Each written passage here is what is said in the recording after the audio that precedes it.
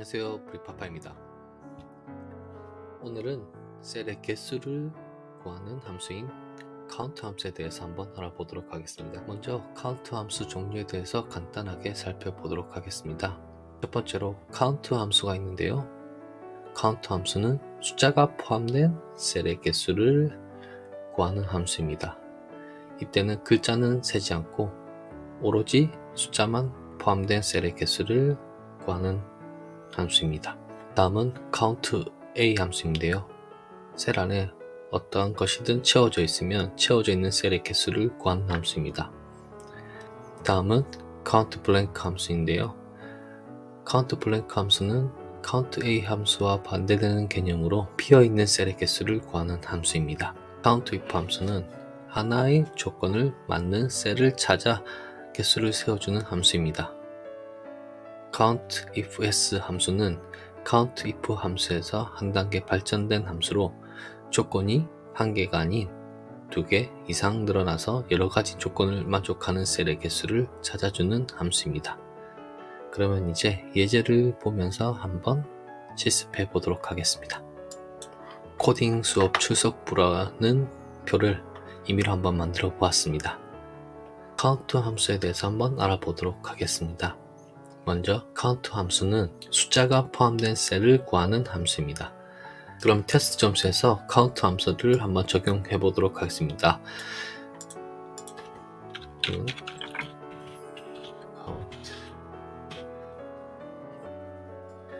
점수 범위를 지정하고 엔터를 치게 되면 지금 보시면 총 20개의 셀에서 숫자만 포함된 셀만 계산해서 12개라고 표시를 해줍니다.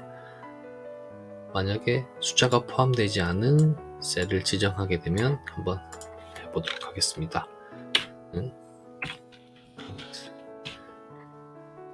숫자가 포함되지 않은 범위를 지정하고 엔터를 치게 되면 이렇게 0이 나오게 됩니다. 자, 다음은 count A 함수를 적용해 볼 텐데요. 똑같이 테스트 점수에서 한번 적용해 보도록 하겠습니다. count A 범위를 설정하고 엔터를 누르게 되면 숫자와 글자 모두 어쨌든 셀 안에 글자든 숫자든 채워져 있으면 모두 개수를 세워서 구해주게 됩니다. 출석부 3월 14일 출석부에 출석한 동그라미 개수를 한번 세워보도록 하겠습니다.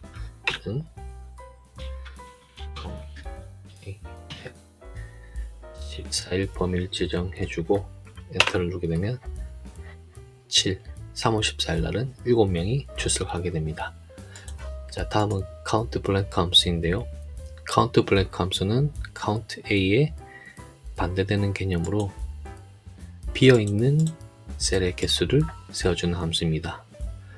그러면 아까 14일에 7명이 출석을 했는데요. 블랭크 함수를 사용해서 비어있는 셀의 개수를 한번 살펴보도록 하겠습니다. 20개에서 7개가 있으니 13개가 나와야 정확한 계산이 됩니다.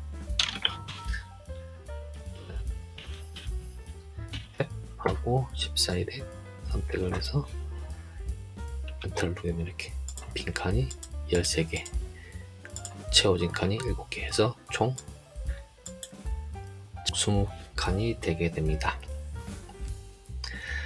자, 그러면 잠시 멈추시고 방금 했던 함수를 이용해서 민준 학생이 1일부터 15일 동안 며칠 출석했는지, 그리고 3월 1일 날은 몇 명이 출석했는지 한번 계산해 보도록 하겠습니다.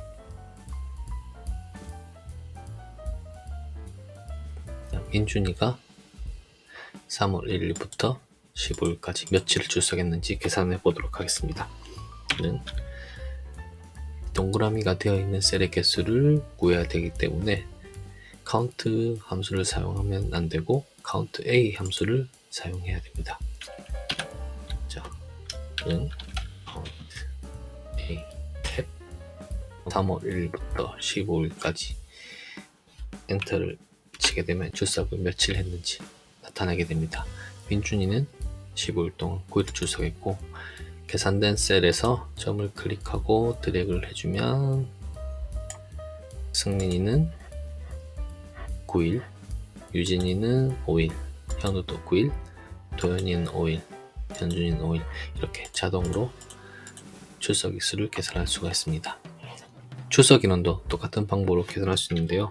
는 카운트 A 앱 3월 1일 지정해주고 엔터를 누르게 되면 3월 1일 날 20명 중에 16명이 출석을 했고, 이 상태에서 점을 클릭하고 우측으로 드래그를 해주면 이렇게 자동으로 계산되게 됩니다. 3월 2일 날은 3명, 3월 3일 날은 7명, 이렇게 몇 명이 출석했는지 나타낼 수 있게 됩니다. 자, 그러면 count if에 대해서 한번 알아보도록 하겠습니다. count if는 하나의 조건을 만족하는 셀의 개수가 몇 개인지 나타내는 함수입니다. 예시로 6학년이 몇 명일지 한번 구해 보도록 하겠습니다. 조건은 한 가지, 6학년 밖에 없습니다. 그러면 는 count 탭을 하고 여기 fx를 누르게 되면 이렇게 새로운 창이 뜨면서 항목을 넣을 수 있는 칸이 나타나게 됩니다. 앞에 sum 함수를 설명하면서 이 부분에 대해서는 자세하게 다뤄놓았으니 우측 상단에 링크를 걸어 놓도록 하겠습니다. 필요하신 분들은 참고하시길 바랍니다. 자, 레인지는 조건에 맞는 셀의 수를 구하려는 셀 범위입니다. 지금 6학년의 조건을 찾기 위해서는 학년 범위를 선택해 줘야 됩니다. 그리고 크리테리아는 6학년 직접 입력을 하게 되면 다운표를 넣고 그리고 다운표를 닫고, 그러면 지금 자동으로 수식 결과를 미리 보여주게 됩니다. 확인하게 되면 이렇게 5명 나타낼 수가 있습니다. 다음은 count ifs에 대해서 한번 알아보도록 하겠습니다. count ifs는 count if에서 한 단계 발전된 함수로서, count if는 한 가지 조건만 설정할 수 있었다면 count ifs는 두 가지 이상 조건을 걸어서 개수를 구할 수가 있습니다. 그러면 예를 들어서 5학년의 여학생이 몇 명인지 한번 살펴보도록 하겠습니다. 지금 첫 번째 조건은 5학년, 두 번째 조건은 여학생, 이 두 가지 조건을 넣게 됩니다. 는 탭 누르고,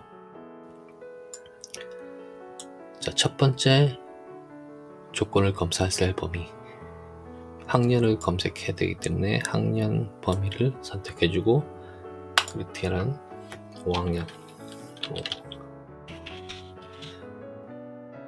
원래는 다운표를 양쪽에 넣어줘야 되는데 엑셀이 똑똑해서 이렇게 글자만 넣어도 자기가 알아서 다운표를 나중에 넣어주게 됩니다. 두 번째 조건은 여학생, 그러면 성별 항목의 범위를 넣어주고,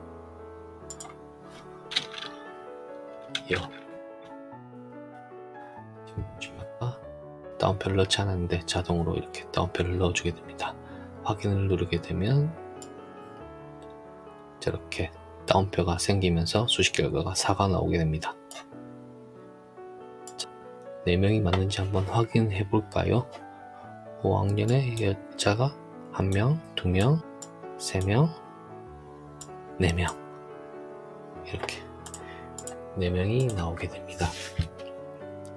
지금은 인원 숫자가 20명 밖에 되지 않고